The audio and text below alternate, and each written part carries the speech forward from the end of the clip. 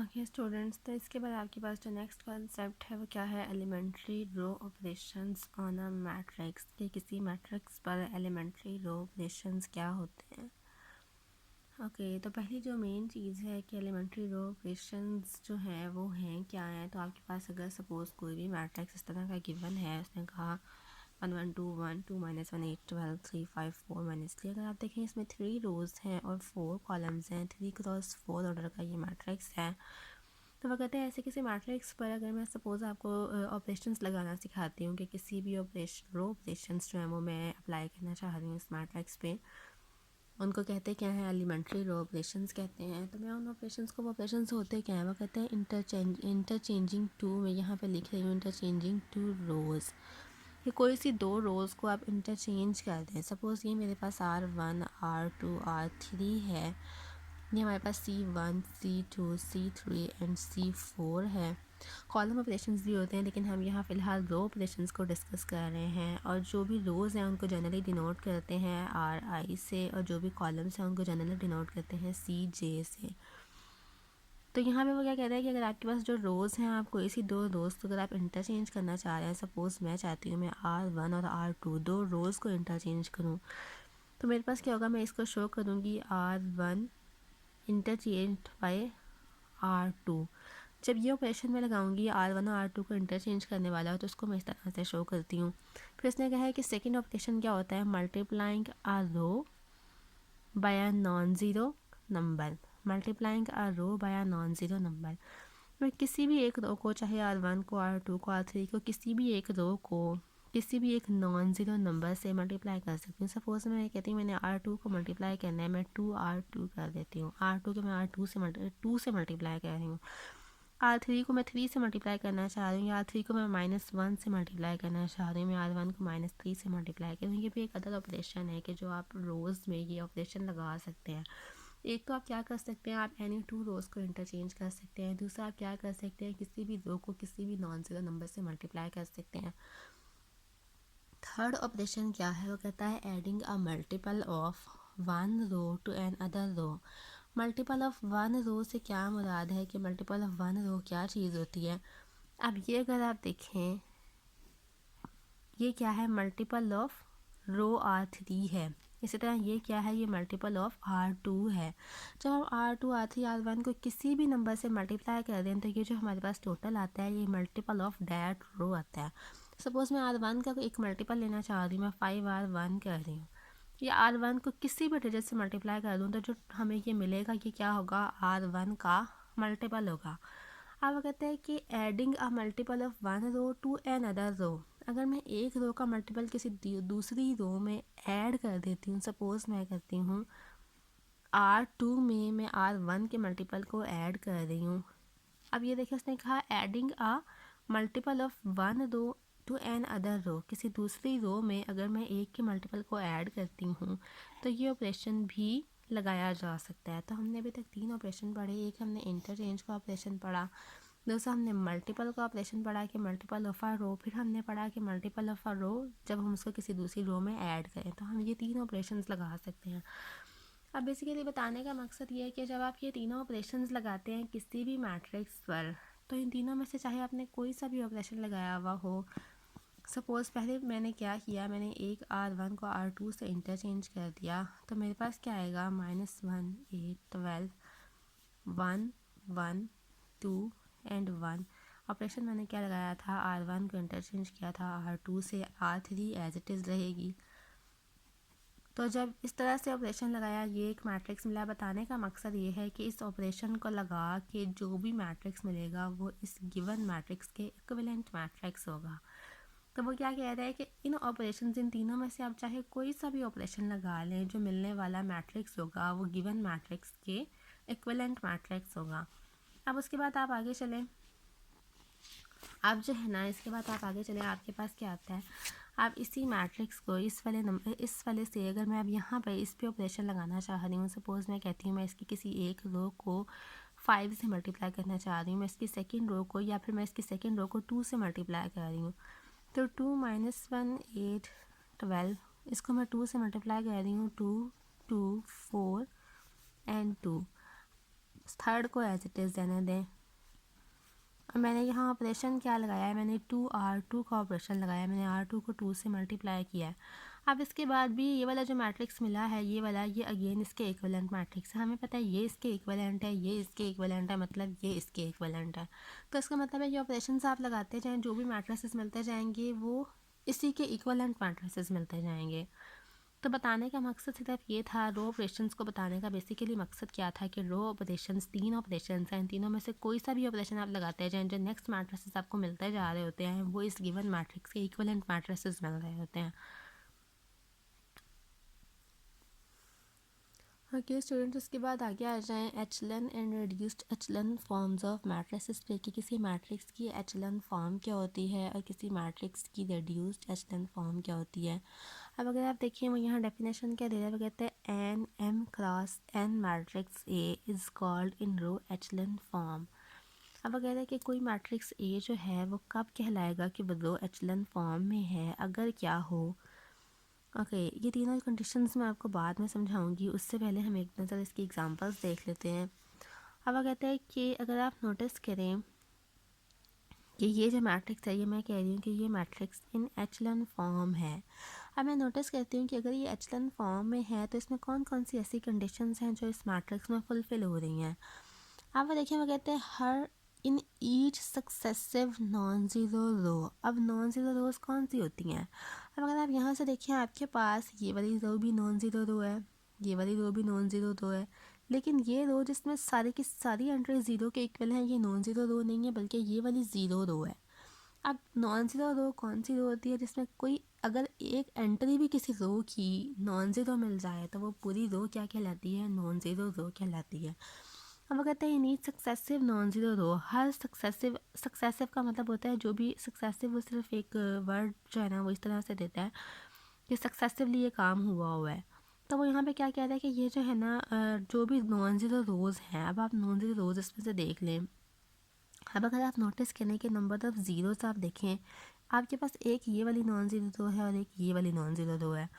अब अगर आप देखें कि ये वाली नॉन ज़ीरो रो में नॉन ज़ीरो एंट्री पहली ये वाली है, इस वाली नॉन ज़ीरो रो में पहली नॉन ज़ीरो एंट्री ये वाली है। तो अगर आप देखिए फर्स्ट नॉन ज़ीरो एंट्री से पहले वाले नंबर ऑफ़ ज़ीरोज़ जो हैं, फर्स्ट नॉन ज़ीरो एंट्री से पहले वाले नंबर ऑफ़ ज़ीरोज़ जो हैं वो सेकंड रो में ज़्यादा हैं फर्स्ट रो से। अब उसने यही चीज़ जो है ना कि पहले वाले इसमें कहिए, वो कहता है इन each successive non zero the number of zeros before leading entry. जो फर्स्ट नॉन ज़ीरो एंट्री होती है इसको बोलते हैं लीडिंग एंट्री। किसी भी रो की फर्स्ट नॉन ज़ीरो एंट्री को बोलते हैं लीडिंग एंट्री। इसमें लीडिंग एंट्री ये है, इसमें फर्स्ट नॉन ज़ीरो एंट्री ये वाली है, तो ये क्या है, लीडिंग एंट्री है। हर रो के लिए अलग अलग लीडिंग एंट्रीज होती हैं। अब उसने कहा कि in each successive non zero row, किसी भी नॉन ज़ीरो रो में the number of zeros before leading entry से पहले वाले number of zeros greater than a number of zeros in the preceding row. Preceding row होती है जो पीछे को आ रही हो। अब अब ये देखिए इस रो से पिछली रो ये वाली है, तो वो कहता है कि इसमें ग्रेटर हैं प्रीसीडिंग रो से। इसने क्या बताया है कि हर अगली आने वाली रो में नंबर ऑफ़ ज़ीरोज़ ज़्यादा होंगे पिछली वाली रो से। तो ये आपको क्या पता चला यहाँ से कि जब भी जो नीचे रोज़ आती जाएंगी उनमें नंबर ऑफ़ ज़ीरोज़ ज़्यादा होते जाएंगे। अब अगर आप सिंपल सा यहाँ पे देखें, इसमें फ़र्स्ट नॉन ज़ीरो एंट्री ये वाली है, इस वाली रो में फ़र्स्ट नॉन ज़ीरो एंट्री ये वाली है, इस वाली रो में फ़र्स्ट नॉन ज़ीरो एंट्री ये वाली है। तो आप यहाँ से क्या देख रहे हैं कि नंबर ऑफ़ ज़ीरोज़ जो हैं वो इंक्रीज़ होते जा रहे हैं पहली एंट्री से पहले वाले। आप फर्स्ट नॉन ज़ीरो एंट्री से जो पहले वाले नंबर ऑफ़ ज़ीरोज़ हैं वो ये वाले हैं, तो वो हर अगली रो में पिछली रो से इंक्रीज़ होते जा रहे हैं। तो ये होती है फर्स्ट कंडीशन एचलन फॉर्म की, क्योंकि मैट्रिक्स अगर एचलन फॉर्म में होगा तो उसमें ये कंडीशन फुलफिल हो रही होगी कि हर रो के फर्स्ट नॉन ज़ीरो एंट्री से पहले वाले नंबर ऑफ़ ज़ीरोज़ जो है ना उनको आप देखेंगे कि हर अगली रो में वो नंबर ऑफ़ ज़ीरोज़ पिछली रो से ज़्यादा हो जाएंगे। तो ये एक कॉन्सेप्ट है कि कोई मैट्रिक्स एचलन फॉर्म में कब होता है, ये उसकी का एक कॉन्सेप्ट है, ठीक है। उसके बाद आ जाए, ये एक कंडीशन हो गई। सेकेंड कंडीशन वो क्या कहता है कि every non zero row precedes every zero row. इसका मतलब क्या होता है कि जो है हर ज़ीरो रो जो है ना वो आपकी एंड में आएगी। इन सिंपल आप ये कह सकते हैं कि कोई किसी मैट्रिक्स में किसी मैट्रिक्स में जो ज़ीरो रो होगी वो हमेशा एंड में आएगी। अब देखें इस मैट्रिक्स में उसने ज़ीरो रो बिल्कुल एंड में लिखी है, वो सेंटर में नहीं लिखनी है। अगर ये सेंटर में होगी तो मैट्रिक्स एचलन फॉर्म में नहीं होगा, बल्कि अगर कोई भी मैट्रिक्स में ज़ीरो रो है वो एंड पे हो तभी मैट्रिक्स जो है वो एचलन फॉर्म में होगा। थर्ड कंडीशन में क्या कहते हैं, first non zero entry in each row is one. अब अगर आप देखें कि फर्स्ट नॉन ज़ीरो एंट्री हमेशा वन के इक्वल है, तो उसने क्या है कि फर्स्ट नॉन ज़ीरो एंट्री हमेशा वन के इक्वल हो, अगर कोई ज़ीरो रो है तो वो बिल्कुल आखिर में हो, और वो कहते हैं फर्स्ट नॉन ज़ीरो एंट्री से पहले वाले नंबर ऑफ़ ज़ीरोज़ जो है ना वो अगली अगली रोज़ में पिछली वाली रोज़ से ग्रेटर होते जाएँ। तो ये आपके पास क्या कॉन्सेप्ट है, एचलन मैट्रिसेस का कॉन्सेप्ट है। ओके स्टूडेंट्स, तो अब मैं आपको आगे एक एग्जांपल दे रही हूँ ऐसे मैट्रिक्स की जो कि एचलन मैट्रिक्स नहीं है। अब अगर आप देखें आपके पास फर्स्ट नॉन ज़ीरो एंट्री इस रो की ये वाली है और इस रो की फर्स्ट नॉन ज़ीरो एंट्री ये वाली है। अब आपको तो पता था कि आपके पास नंबर ऑफ़ ज़ीरोज़ जो हर अगली रो में ज़्यादा होने चाहिए, जबकि इसके अंदर देखें पहले वाली रो में 2 ज़ीरोज़ है और अगली वाली रो में 1 ज़ीरो है। लेकिन आपकी कंडीशन के मुताबिक जो एचलन मैट्रिक्स की कंडीशन है उसके मुताबिक हर अगली आने वाली रो में, हर सक्सेसिव रो में नंबर ऑफ़ ज़ीरोज़ प्रीसीडिंग रो से ज़्यादा होने चाहिए। अब ये आपके पास सक्सेसिव रो थी, ये प्रीसीडिंग रो थी क्योंकि ये इससे आगे आने वाली रो थी, तो इसमें ज़्यादा होने चाहिए थे इस रो से। लेकिन आपके पास क्या है कि इस रो में कम है इस रो से, तो ये जो मैट्रिक्स है ये एचलन फॉर्म में नहीं है क्योंकि एचलन फॉर्म की फ़र्स्ट कंडीशन यहाँ फुलफ़िल नहीं हुई। अब दूसरे मैट्रिक्स पे आ जाएं। अगर आप इस दूसरे मैट्रिक्स में देखें तो यहाँ पर भी सेम कंडीशन है कि आपके पास ये वाली इस रो की फ़र्स्ट नॉन ज़ीरो एंट्री ये वाली है, फिर इस रो की फ़र्स्ट नॉन ज़ीरो एंट्री ये वाली है और इस रो की फ़र्स्ट नॉन ज़ीरो एंट्री ये वाली है। अब अगर आप यहाँ पे नोटिस करें आपके पास इस रो में भी नंबर ऑफ़ ज़ीरोज़ 2 के इक्वल है, इस रो में भी नंबर ऑफ़ ज़ीरोज़ 2 के इक्वल है, तो इन दोनों रोज़ में तो इक्वल हो गए हैं। जबकि हमारे पास क्या होना चाहिए कि सक्सेसिव रो में नंबर ऑफ़ ज़ीरोज़ प्रीसीडिंग रो में नंबर ऑफ़ ज़ीरोज़ से ज़्यादा होने चाहिए, इक्वल नहीं होने चाहिए, ज़्यादा होने चाहिए, ना कम होने चाहिए ना इक्वल होने चाहिए, हमेशा इसमें इससे ज़्यादा होने चाहिए। तो यहाँ पर भी ये कंडीशन फुलफिल नहीं होती, मतलब कि ये मैट्रिक्स भी एचलन फॉर्म में नहीं है। तो स्टूडेंट्स इसके बाद हमारे पास कॉन्सेप्ट है reduced echelon form of a matrix. पहले हमने क्या पढ़ी थी, echelon form of a matrix, अब क्या है reduced echelon form of a matrix. इसमें भी सारी कंडीशंस एचलन फॉर्म वाली ही हैं, सिर्फ एक कंडीशन एक्स्ट्रा है। और डेफिनेशन क्या दे रहा है, कह रहा है an m cross n matrix is said to be in reduced echelon form, कि कोई मैट्रिक्स जो है रिड्यूस्ड एचलन फॉर्म में कब कहलाएगा, if it is in echelon form. पहले वो क्या कहता है कि एक तो वो पहले से एचलन फॉर्म में हो, दूसरा उसके ऊपर क्या कंडीशन फुलफिल हो रही हो, and if first non zero entry in each row. Okay, अब अगर आप यहाँ पे देखें, मैं यहाँ से आपको एग्जांपल से समझाती हूँ। हम पहले देखते हैं कि क्या ये मैट्रिक्स एचलन फॉर्म में है।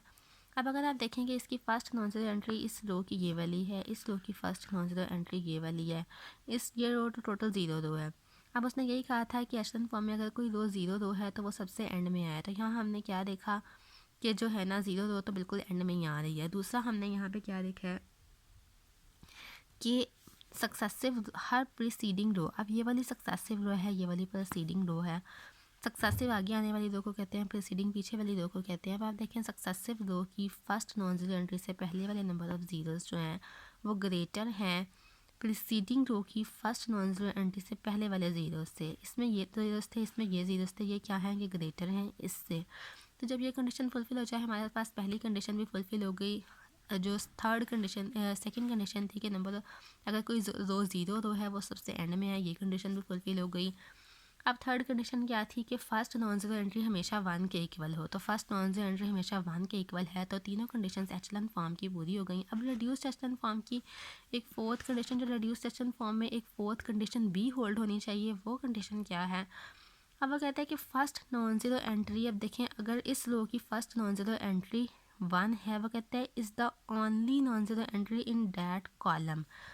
अब अगर आप देखें एक आपने ये है, एक आपके पास ये है, पहले इन दो को अंडरलाइन कर लें जो किसी रो की फ़र्स्ट नॉन ज़ीरो एंट्रीज़ हैं। अब पहले इसको देखें कि क्या ये अपने कॉलम में ओनली एंट्री है, इसके अलावा बाकी ज़ीरो हैं। अब देखें इस वाली को देखें, ये वाली भी अपने कॉलम में ओनली एंट्री है, बाकी सारी ज़ीरो हैं। तो जब भी ये कंडीशन होल्ड हो रही हो तो मैट्रिक्स क्या होगा, एचलन रिड्यूस्ड एचलन फॉर्म में होगा। सपोज़ अगर आप ये देखें, अब अगर आप इस मैट्रिक्स को देखें, ये वाला मैट्रिक्स एचलन फॉर्म में तो है था, लेकिन ये रेड्यूस्ड एचलन फॉर्म में नहीं है। ये रेड्यूस्ड एचलन फॉर्म में क्यों नहीं है? क्योंकि देखिए कि ये फर्स्ट नॉन ज़ीरो एंट्री यहाँ पर दो फर्स्ट नॉन लीडिंग एंट्रीज जो है ना वो पहले आप चेक कर लें कि इस मैट्रिक्स की लीडिंग एंट्रीज कौन कौन सी हैं। एक ये लीडिंग एंट्री है, एक ये लीडिंग एंट्री और एक ये लीडिंग एंट्री है। अब लीडिंग एंट्रीज के लिए चेक करें कि इस लीडिंग एंट्री के लिए सिर्फ एक यही नॉन ज़ीरो है, बाकी इसके कॉलम में दोनों ज़ीरो हैं, ठीक है। फिर इसकी लीडिंग एंट्री में ये 1 के अलावा ये ज़ीरो है, लेकिन ये ज़ीरो नहीं है। जबकि रिड्यूस्ड एचलन फॉर्म की कंडीशन क्या है कि जो लीडिंग एंट्रीज वाले कॉलम्स होते हैं उन कॉलम्स में उस लीडिंग एंट्री के अलावा बाकी एंट्रीज ज़ीरो होनी चाहिए, ठीक है। अब आपने क्या देखा कि इसके अंदर लीडिंग एंट्रीज, इसको चेक करने के लिए आपने पहले देख लिया कि लीडिंग एंट्रीज कौन सी हैं। वो आपने उसी तरह देखना है, जो भी first non zero entries in any row होंगी वो लीडिंग एंट्रीज होंगी। आपने लीडिंग एंट्रीज को अंडरलाइन कर लिया या आपने उसको जो है ना मार्क कर लिया कि ये लीडिंग एंट्रीज हैं। अब चेक करें कि लीडिंग एंट्रीज वाला ये वाला कॉलम, ये वाली एंट्री C1 कॉलम में, ये वाली एंट्री C3 कॉलम में, ये वाली एंट्री C4 कॉलम में है। तो आप चेक करें कि C1 कॉलम में क्या लीडिंग एंट्री के अलावा कोई नॉन ज़ीरो एंट्री तो नहीं है। तो इसमें तो नहीं थी, लेकिन C3 कॉलम में देखें कि लीडिंग एंट्री के अलावा भी एक एंट्री ऐसी है जो नॉन ज़ीरो एंट्री है।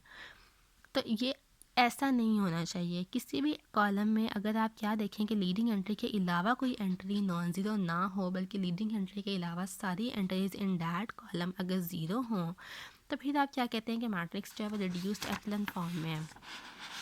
तो अगर इस मैट्रिक्स में अब आप आगे देखें कि ये वाला मैट्रिक्स अगर आप नोटिस करें, अब हम इसमें एचलन वाली कंडीशंस पहले देख लेते हैं। एचलन वाली कंडीशंस क्या हैं कि आपके पास फर्स्ट नॉन ज़ीरो एंट्री पहले चेक कर लें, आपके पास लीडिंग एंट्रीज आपने काउंट कर ली। अब ये वाली सक्सेसिव रो है, ये प्रीसीडिंग रो है, सक्सेसिव रोज के नंबर ऑफ ज़ीरो ज़्यादा हैं। फिर आप इसको प्रीसीडिंग ले लें, इसको सक्सेसिव ले लें। अब अगर ये सक्सेसिव रो है, इसके नंबर ऑफ ज़ीरोज़ इससे ज़्यादा है, तो फर्स्ट कंडीशन फुलफिल हो गई। सेकंड कंडीशन में कोई ज़ीरो रो है ही नहीं है, तो चेक करने की ज़रूरत नहीं है। थर्ड कंडीशन आ जाए कि लीडिंग एंट्रीज 1 के इक्वल है। ये तीन कंडीशंस फुलफिल हो गई तो आपके पास एचलन फॉर्म आ गई। रिड्यूस्ड एचलन फॉर्म को चेक करने के लिए आपने क्या करना है कि इन्हीं तीनों लीडिंग एंट्रीज़ के लिए कॉलम्स को चेक कर लेना है। अब इस लीडिंग एंट्री का ये कॉलम था, इसमें इसके अलावा बाकी दोनों ज़ीरो हैं। फिर C3 में आ जाएँ, इसकी लीडिंग एंट्री में इसके अलावा बाकी दोनों ज़ीरो हैं। फिर इसमें आ जाएँ, इस लीडिंग एंट्री के अलावा बाकी दोनों ज़ीरो हैं। तो इसका मतलब क्या है कि ये मैट्रिक्स जो है ये रिड्यूस्ड एचलन फॉर्म में है इस वक्त। ओके स्टूडेंट्स, तो नेक्स्ट आपके पास क्या है, आपके पास एक मैट्रिक्स गिवन है और उसको कहा हुआ है कि इसको रिड्यूस्ड एचलन फॉर्म में लेके जाना है हमने। एचलन एंड रिड्यूस्ड एचलन फॉर्म में लेके जाना है हमने। तो इस मैट्रिक्स को मैं एचलन फॉर्म में लेके जाने के लिए पहले मैं इसको एचलन फॉर्म में लेके जाऊंगी। तो एचलन फॉर्म में लेके जाने के लिए मुझे इस पर दो ऑपरेशंस लगाने की ज़रूरत है, क्योंकि मुझे पता है कि दो ऑपरेशंस के थ्रू जो भी मैट्रिक्सेस आते रहते हैं वो इसके इक्विवेलेंट मैट्रिक्सेस आते रहते हैं। तो मैं क्या कर रही हूँ, मैं दो ऑपरेशंस लगा रही हूँ। सबसे पहले मुझे पता है कि मैं रोज़ को इंटरचेंज कर सकती हूँ, तो मैं इस रो को R2 को R1 से इंटरचेंज कर रही हूँ। मैं ऐसा क्यों कर रही हूँ, क्योंकि मेरे पास यहाँ एंट्री 1 है, मैंने इस एंट्री 1 को ऊपर इस प्लेस पे लेके आना है। तो मैं इस एंट्री को ऊपर लेके जाने के लिए R2 पूरी रो R2 को R1 के साथ इंटरचेंज कर देती हूँ। तो मैंने क्या किया, R1 को R2 से इंटरचेंज किया। ये पूरी रो 1 -1 2 -3 ऊपर चली गई, 2 3 -1 9 ये नीचे आ गई। यहाँ तक कर लेने के बाद उसके बाद मैंने क्या करना है, मैंने यहाँ भी ज़ीरो करना है और मैंने यहाँ भी ज़ीरो करना है। तो ज़ीरो कैसे हो सकता है, मैं क्या करती हूँ, R2 में से मैं इसको अगर इधर इस 1 के साथ मैं 2 को मल्टीप्लाई कर दूँ, फिर यहाँ पे 1 से मल्टीप्लाई करने के बाद 2 को मल्टीप्लाई किया तो 2 आएगा, 2 - 2 करूँ तो यहाँ क्या हो जाएगा, ज़ीरो हो जाएगा।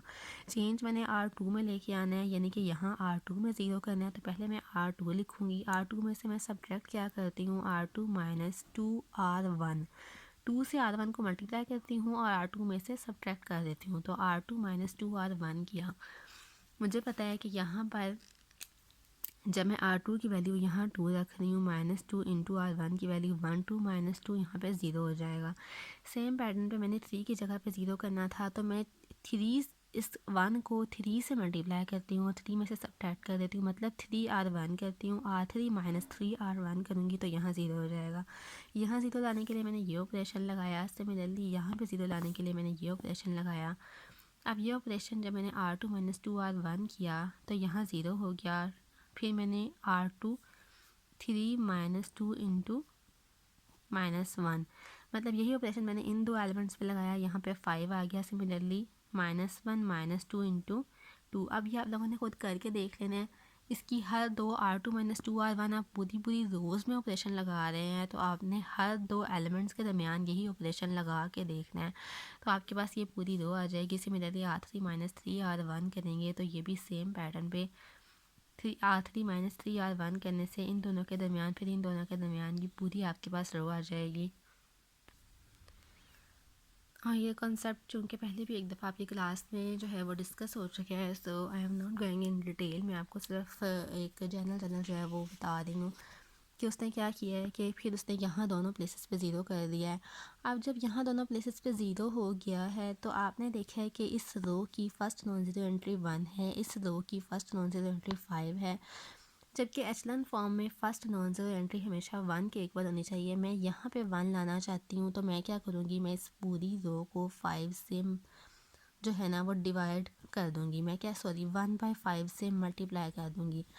अब अगर आप देखें मैं इस 5 को 1/5 से मल्टीप्लाई करें तो डेफिनेटली मेरे पास 1 आ जाएगा। लेकिन मैं एक एलिमेंट को चूँकि नहीं कर सकती, मैं पूरी रो भी ऑपरेशन लगा सकती हूँ, तो मैंने पूरी रो R2 को मल्टीप्लाई कर दिया 1/5 से। अब जब मैंने पूरी रो को 1/5 से मल्टीप्लाई किया तो यहाँ पे 1/5 इंटू 5 इक्वल टू 1 आ गया। यहाँ पे 1/5 इंटू -5 इक्वल टू -1 आ गया। 1/5 इंटू 15 इक्वल टू 3 आ गया। तो ये पूरी रो पे ऑपरेशन लग गया। उसके बाद आ जाए, अब मैंने क्या करना है, मैंने यहाँ पर अगेन मैंने क्या करना है, मैंने इसके एग्जैक्टली इसके नीचे वाली टर्म को 1 के एग्जैक्टली नीचे वाली टर्म को या फर्स्ट नॉन ज़ीरो एंट्री के एग्जैक्टली नीचे वाली एंट्री को ज़ीरो करना है।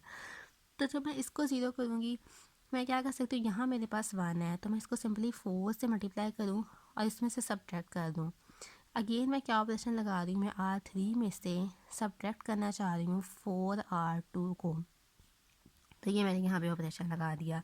क्या R3 में से मैं 4 से इसको मल्टीप्लाई करती हूँ, फिर इसमें से सब्ट्रैक्ट कर देती हूँ, यानी मैं R3 की एंट्रीज़ में से 4 मल्टीप्लाई करके R2 की एंट्री को सब्ट्रैक्ट कर रही हूँ। तो मैंने क्या ऑपरेशन लगाया, R3 - 4R2। अब अगेन इस ऑपरेशन को जब मैं लगा रही हूँ तो मैं यहाँ पे तो ऑटोमेटिकली ज़ीरो हो जाएगा। अब यहाँ यही ऑपरेशन लगेगा, यानी कि मैं R3 की एंट्री लिखूँगी पहले, फिर -4 इंटू R2 की एंट्री वो क्या है -1। तो यहाँ से क्या आएगा -3 + 4, तो ये क्या आएगा इक्वल टू 1। तो यहाँ एंट्री आ गई 1। सिमिलरली R3 - 4R2 में इन दोनों एंट्रीज़ पे लगा रही हूँ। तो पहले R3 की एंट्री लिखूँगी 11, -4 इंटू R2 की एंट्री लिखूँगी 3। अगेन इसको आप सॉल्व करें, 11 - 12 के लाएगा -1 के, तो यहाँ पे आ गया -1। अब सिमिलरली आगे चले जाएं। अब अगर आप यहाँ पे जाके अगर आप नोटिस करें, आपके पास हर एक फ़र्स्ट नॉन ज़ीरो एंट्रीज़ जो हैं, आप यहाँ पे अगर नोटिस करें आपके पास ये फ़र्स्ट नॉन ज़ीरो एंट्रीज़ हैं, ये वाली सक्सेसिव रो है, ये प्रीसीडिंग रो है। सक्सेसिव रो में नंबर ऑफ ज़ीरोस प्रीसीडिंग रो से ज़्यादा है।